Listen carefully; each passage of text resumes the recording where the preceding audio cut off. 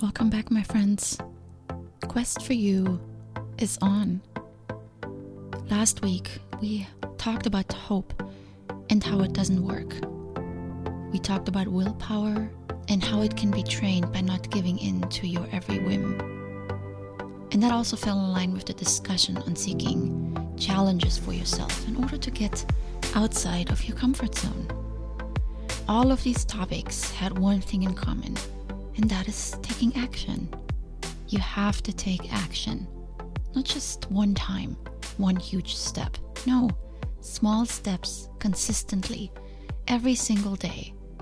And that is how large goals get accomplished.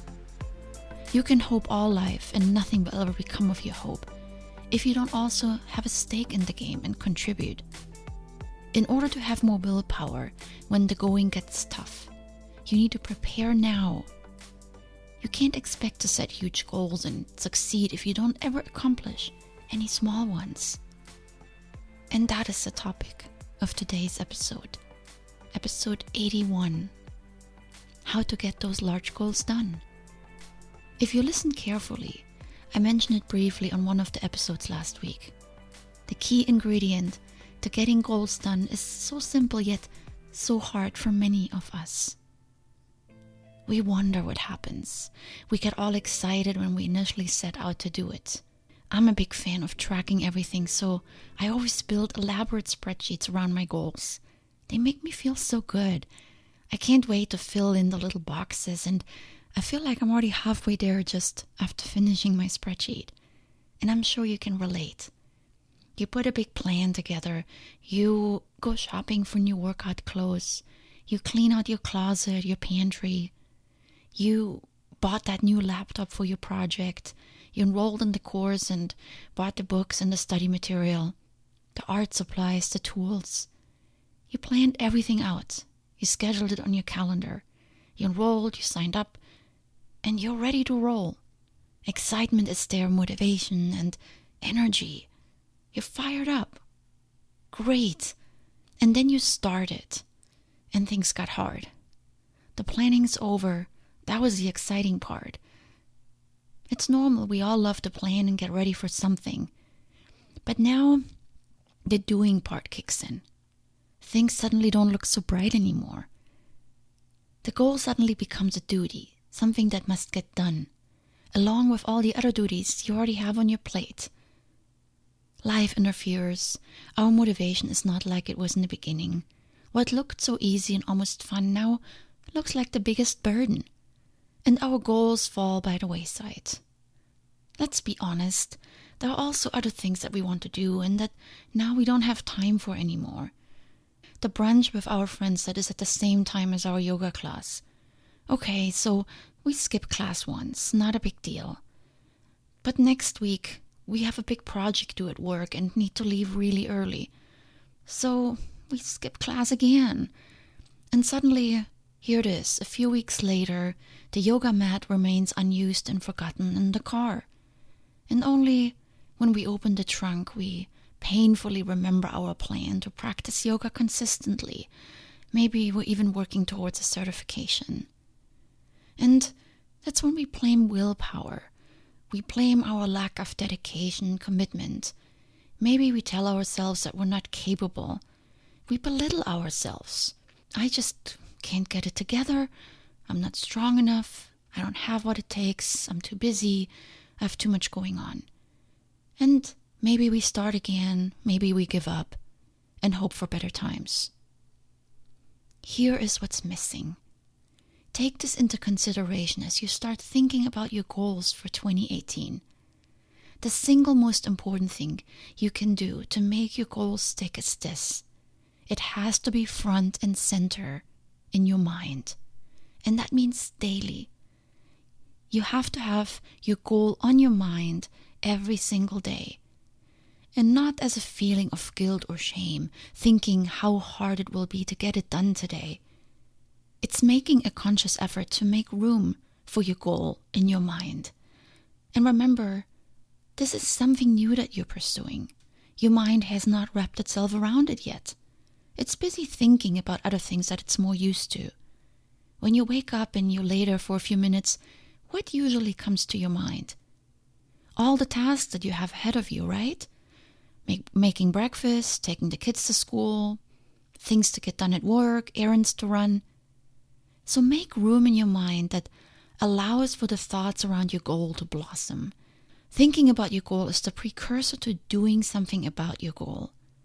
So it doesn't mean you're doing something related to your goal every day, but you think about it and you work it through in your mind. So let's say you signed up for yoga classes, but now you have a conflict coming up. Think it through. Can you find an alternative? Can you take a different class at a different time or place? Thinking is not just about planning either. It also is reflecting and becoming aware to your goal. And awareness takes time to build. People that start things and then quit, I believe they're not present in their goals. You have to commit not just to fancy looking Excel spreadsheets or that cool thing that sounds good when you share it with your friends. You have to also commit with your entire being, body and mind. In the beginning, we get so excited about our goal because we envision this magic outcome. When we master the skill, when we've lost the weight, when we stand on stage, when we earn the big bucks, we hit plateaus because we don't focus on tomorrow and the day after and next week. We focus on the end, the outcome, when the dream has come true and we accomplished everything. But that's in the future, months, maybe even years away. But how do we get there? What are we doing about it tomorrow? If you thought your goal through and decided it was important enough to start, then you have to keep the momentum going. And you do this by revisiting your goal often. So you start with your thoughts, and then you follow up with action. As you see it in your mind, the outcome, but not just the outcome, also the steps to get you there, you will begin to conceptualize it in more detail. And the detail goes on paper or on your laptop. To help you keep your goal front and center, you need to plan and execute the small steps. This is easily done by weekly sitting down and continuing a little bit that planning action that you started in the beginning. This helps with the momentum. But this time your focus is not the end goal. A great big plan looks always great. 6 months to a marathon, a yoga certification, or that brand new website. It looks good in the beginning because your calendar is blank for the next 6 months. Life hasn't happened yet, so we think we can control all these blank days ahead of us. But then week 1 hits, and the going gets tough. That's why you need a weekly plan. Spell out what you will do with your goal that week. Maybe break it even down by weekday. I do this every Sunday. I pull out my Outlook calendar from work, and then next to it my personal calendar from Google. And I look what I have going on that week. There are always small interferences that require some workaround or an adjustment. There are company meetings that start early or last long, doctor appointments, an event that was planned 2 months ago, a dinner with friends. If you are aware of them ahead of time, they won't be such a surprise. Work your goal into your schedule. Work it into your life and make it part of life. Some days you will have more time for your goal, other days maybe less. And that's all right. And then unexpected things will also come up. Family emergencies, unplanned travel, illness. They're part of life. The general idea is to stay on track. Sometimes you will come off. Expect that and accept that.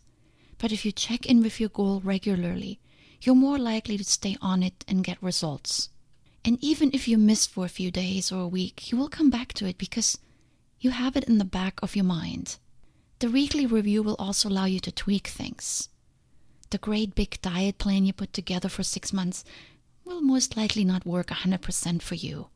And the same is true for any long-term plan.